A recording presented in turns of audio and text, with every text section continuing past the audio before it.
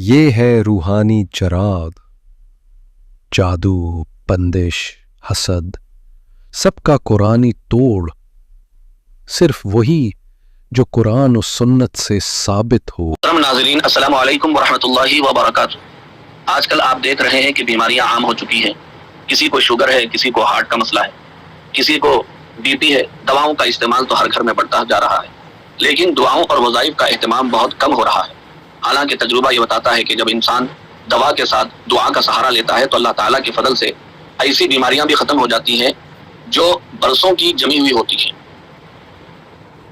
نہیں ہوتی کہ بیماری صرف جسمانی نہیں بلکہ اس کے پیچھے جادو، جنات یا نظر بد کا بھی اثر ہو سکتا ہے۔ ایسے میں دواؤں کے ساتھ وظائف اور اذکار سب سے مؤثر علاج ہے۔ آج میں آپ کو ایک ایسا مجرب اور آزمایا ہوا وظیفہ بتانے جا رہا ہوں جو نہایت ہی آسان ہے لیکن تیر بہدف ہے۔ اگر آپ اس پر یقین اور توکل کے ساتھ عمل کریں گے تو انشاءاللہ آپ کی پرانی سی پرانی بیماری بھی ختم ہو جائے گی۔ یہ وظیفہ ہے یا سلامو۔ یہ اللہ تعالیٰ کے اسماء الحسنی میں سے ایک بہت بابرکت اور عظیم نام ہے۔ طریقہ یہ ہے، آپ روزانہ 3 وقت اس کا اہتمام کریں۔ صبح کے وقت 100 مرتبہ یا سلامو پڑھیں، مغرب کے بعد 100 مرتبہ پڑھیں، رات کو سونے سے پہلے بھی 100 مرتبہ پڑھیں۔ پڑھنے کے بعد اگر پانی پر دم کر کے پی لیا جائے اور تھوڑا سا پانی چہرے پر لگا لیا جائے تو بہت نفع ہوگا، بہت فائدہ ہوگا۔ اس کا اہتمام آپ 11 دن کریں یا 21 دن کریں یا چاہے تو 41 دن کریں، انشاءاللہ ضرور شفا ملے گی۔ اگر آپ مصروفیات یا بیماری کی شدت کی وجہ سے دن میں 3 وقت نہ پڑھ سکتے ہوں تو کم از کم دن میں ایک مرتبہ 131 مرتبہ یا سلامو پڑھ لیجیے، اور اول آخر درود پاک ضرور پڑھیے، درود ابراہیم پڑھ لیجیے۔ پھر اس پر یعنی ہاتھوں پر دم کر کے اپنے جسم پر مل لیجیے یا اپنے جسم پر پھونک لیجیے، پانی پر دم کیجیے، پی لیجیے اور تھوڑا سا پانی چہرے پر لگا لیجیے۔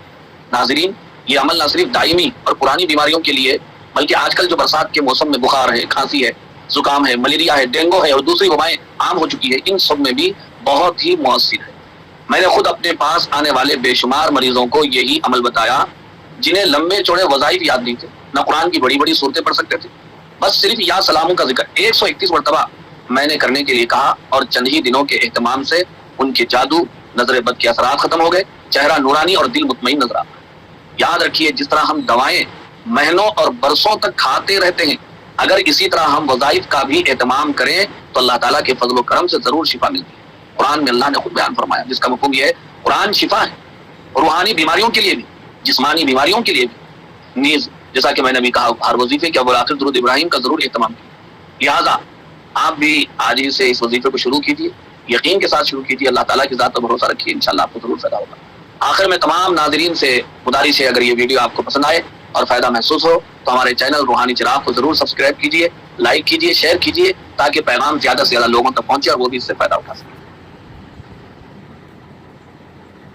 یہ ہے روحانی چراغ، جادو، بندش، حسد، سب کا قرآنی توڑ، صرف وہی جو قرآن و سنت سے ثابت ہو۔